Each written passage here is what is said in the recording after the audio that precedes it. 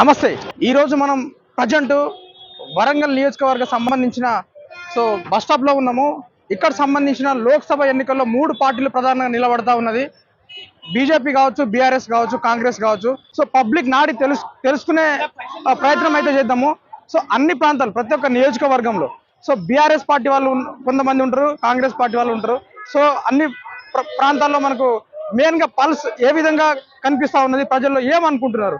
దీనికి సంబంధించిన ప్రజెంట్ గా పెద్ద మనిషి మనతో ఉన్నాడు. అన్న నమస్తే. ఎట్లా ఏ విధంగా చూస్తున్నారు ప్రజెంట్ ఇక్కడ నుండి ఈ వరంగల్ టౌన్ నుండి? ప్రధానంగా 3 పార్టీలు అయితే నిలబడతా ఉన్నది. బీఆర్ఎస్ కావచ్చు, బీజేపీ కావచ్చు, కాంగ్రెస్ కావచ్చు. ప్రధానంగా ఏ పార్టీ ఘనంగా వచ్చే అవకాశాలు ఉన్నాయి? మామూలుగా అంతా 50% ఉన్నది. 6 గ్యారెంటీలు కాబట్టి కాంగ్రెస్ కొంచెం బాగాలేదు.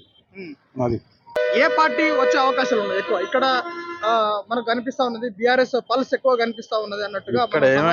ఇక్కడ ఏమైందంటే టిఆర్ఎస్ నుండి ఆరూరు రమేష్ గారు ఇక్కడికి వెళ్ళారు, బీజేపీలోకి వెళ్ళారు.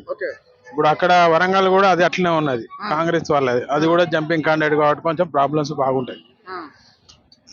50-50 ఉంటది, అదే పరిస్థితి. కాంగ్రెస్ అయితే 6 గ్యారెంటీల మీద ఉన్నది. ఈ రోజు కూడా హరీష్ రావు బాగా చేసిండు కదా కాంగ్రెస్ ప్రభుత్వం మీద, దాని వల్ల కూడా కొంచెం ఇబ్బంది అవుతుంది. వరంగల్ లోక్సభ ఎన్నికల్లో ఏ పార్టీ 3 పార్టీ నిలబడతా ఉన్నది, ఏ పార్టీ గెలవబోతుంది? టిఆర్ఎస్ పక్కా. ఎందుకని? ఎందుకంటే ఇప్పుడు మాకు మీద ఎఫెక్ట్ పడ్డది కాబట్టి మేము కంపల్సరీ టిఆర్ఎస్ కే ఓటేయాలనుకుంటున్నాం. ఎందుకంటే ఇప్పుడు రేవంత్ రెడ్డి మొత్తం మా ఆటో లైఫ్ అన్ని ఆగం చేసిండు కాబట్టి మా కార్మికులంతా కలిసి ఇలాంటి పరిస్థితి వస్తాయని మీరు ఎక్స్పెక్టేషన్ చేయలేదు. ఇలాంటి పరిస్థితి రావద్దు కూడా. అసలు ఇలాంటి పరిస్థితి వస్తే ఇప్పుడు కొన్ని వేల మంది కుటుంబాలు, లక్షల మంది కుటుంబాలు రోడ్డు పాలై ఆగమైపోతాను. అందుకే టిఆర్ఎస్ రావాలి సార్. టిఆర్ఎస్ వస్తానన్నా వాళ్ళకు తగిన గుణపాఠం చెప్తారని నా ఆలోచన. అపోజిషన్ గట్టిగా ఉండాలని కోరుకుంటున్నారు. కంపల్సరీ 99% టిఆర్ఎస్ వస్తే న్యాయం జరుగుతుంది అన్న ఆలోచన మాత్రం ఉన్నది. ఇక్కడ నుండి మాత్రం ప్రధానంగా ఈ 3 పార్టీలలో బీఆర్ఎస్ మాత్రం పక్కా గెలవబోతుంది, నో డౌట్. ఇప్పుడు ప్రజెంట్ మనం వరంగల్లో ఉన్నాం. ఇక్కడ 3 పార్టీలు నిలబడతా ఉన్నది. కాంగ్రెస్ నుండి కడియం కావ్య, బీఆర్ఎస్ నుండి సుధీర్ కుమార్ నిలబడతా ఉన్నాడు, ఉద్యమకారుడు ప్రజెంట్. బీజేపీ నుండి ఆరూరు రమేష్ నిలబడతా ఉన్నాడు. ఏ పార్టీ పబ్లిక్ ఏ విధంగా అనుకుంటున్నారు?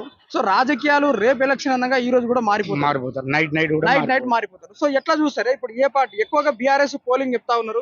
మీ ఉద్దేశంలో ఏ విధంగా ఉంది? వస్తే బీఆర్ఎస్ అన్న వస్తుంది, లేకపోతే సెకండ్ ఏంటంటే మళ్ళా కాంగ్రెస్ ప్రభుత్వం. బీజేపీకి ఇక్కడ అవకాశాలు లేదంటారు? అవకాశం అయితే చాలా తక్కువ 100% తక్కువ. ఈ 2 పార్టీల మధ్య హోరాహోరీ ఉంటది, పోటీ అయితే ఉంటది, హోరాహోరీగా ఉంటది. పబ్లిక్ లో ఏ విధంగా ఉందా? ఇప్పుడు మామూలుగా మీరు చూస్తూ ఉంటారు కదా, మీరు లోకల్లో కానీ మీరు పొద్దున విలేజ్ వాళ్ళు వీళ్ళు కూర్చొని మాట్లాడుకుంటా ఉంటారు కదా.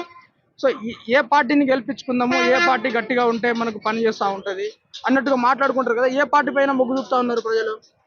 అయితే ఎక్కువ బీఆర్ఎస్ కే నాయకుడు అనేటోడు కరెక్ట్ ఉన్నాడు, నాయకుడు అంటోడు కరెక్ట్ ఉన్నాడు. అయితే బీఆర్ఎస్ కే మొగ్గు చూపెడతాను ఎక్కువ శాతం. వ్యక్తిత్వం చూస్తా ఉన్నాం సుధీర్ కుమార్ గారిది. వచ్చే అవకాశాలు ఉంటాయా? పక్క గెలిస్తే ఈ లోక్సభ ఎన్నికల్లో ఒకవేళ గెలిస్తే ఇక్కడ మన వరంగల్ సంబంధించిన ప్రజలకు మేలు చేసే అవకాశాలు ఏమైనా ఉంటుందా? ఇక అదైతే నా అందాజ అయితే నేను ఇప్పుడైతే చెప్పలేను, కానీ బీఆర్ఎస్ మాత్రం గెలవబోతుంది ఇక్కడ. ఈ రెండే పోటీ, హోరాహోరీగా పోటీ నడుస్తుంది ఈ రెండింటికి. బీజేపీకి అంత సీన్ లేదు, బీజేపీకి అంత సీన్ లేదు. ఓకే.